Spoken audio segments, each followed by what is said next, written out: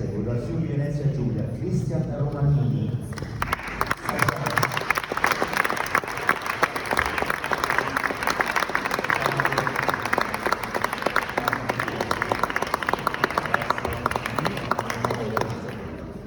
Cristian Romanini,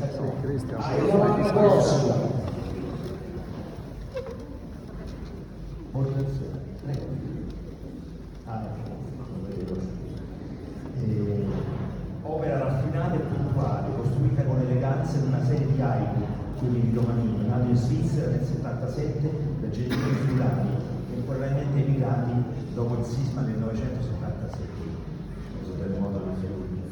Restituisce, come nota Angelo Floranco, lo scorrere di un tempo stagionale e ciclico, con le sue epifanie e i piccoli miracoli del mondo.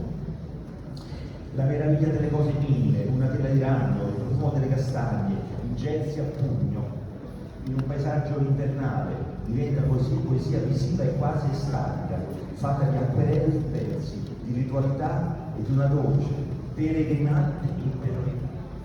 Complimenti,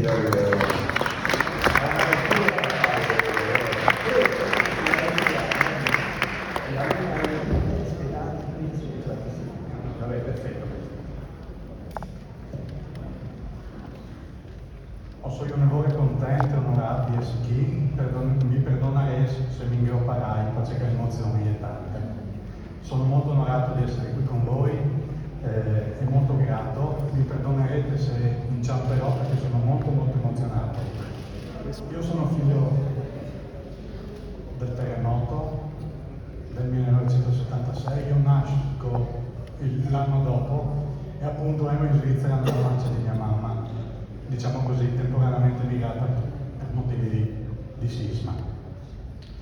E quindi vado a leggere un estratto di questi haiku, composizioni molto brevi, che vogliono essere un messaggio di amicizia, un ponte tra popoli lontani come il Friuli e il Giappone, che mi ha molto affascinato, ma idealmente un messaggio di amicizia a tutti i popoli, un messaggio di pace, e penso che in questo periodo ne abbiamo molto bisogno.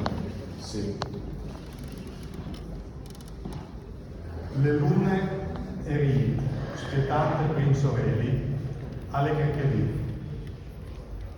In son d'alvears, lidris, ramacis, fueis, chiariesis rosses. Burlats di Avost, danza di Gottes Telus, solar di San Marco. Gottes di Aghe, tungir simpri lui fred, cumò o ses nef. Avete riconosciuto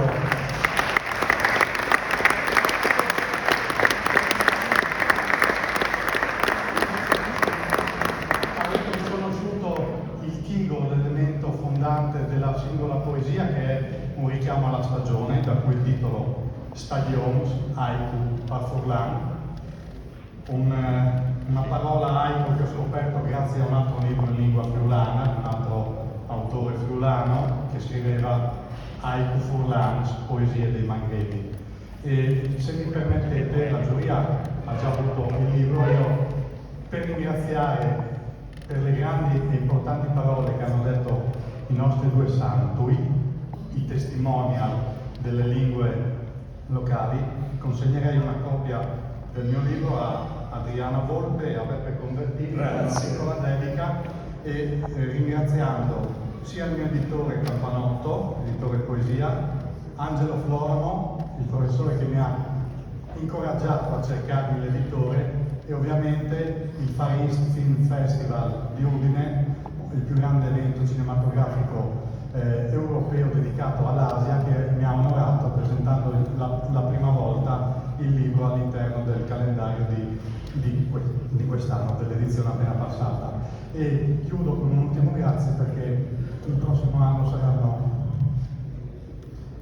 i 50 anni del terremoto, e questo premio lo condivido con la mia terra.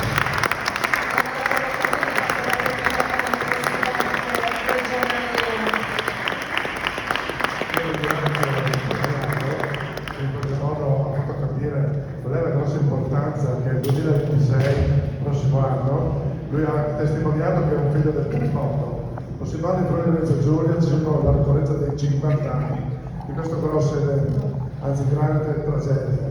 Una grande tragedia che ha fatto sì che comunque i friulani abbiano saputo nel giro di un anno, se non di più, tirarsi sulle maniche e risollevare. Pensate che i vescovi uniti allora hanno detto prima le fabbriche, dopo le case e per ultime le chiese. Scusate l'attenzione.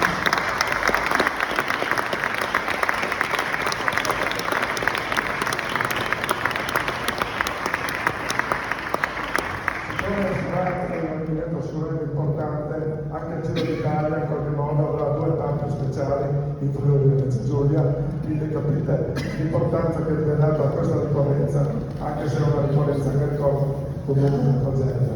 Grazie, grazie ancora.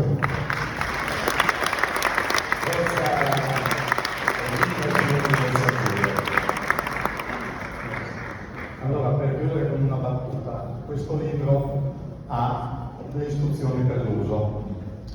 Solitamente lo leggiamo in verticale, no? Ma gli altri sono impaginati in friulano, in italiano, che ho curato io, che dico è la prima lingua straniera che ho imparato e spero di parlarlo abbastanza bene, e poi in inglese, in giapponese, grazie alle traduzioni di Richard McKenna che è qui in sala e Tomoko Sakura che vive a Tokyo, non poteva esserci stasera oggi.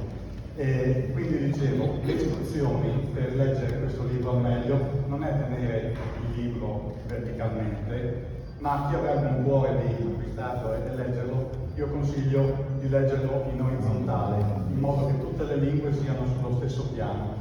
Infatti con questo libro, una lingua piccola, un popolo piccolo come il Friuli e il suo friulano, ho voluto dare un messaggio di apertura e di confronto dove ognuno, orgoglioso della propria diversità, possa confrontarsi con apertura al mondo, e siamo arrivati.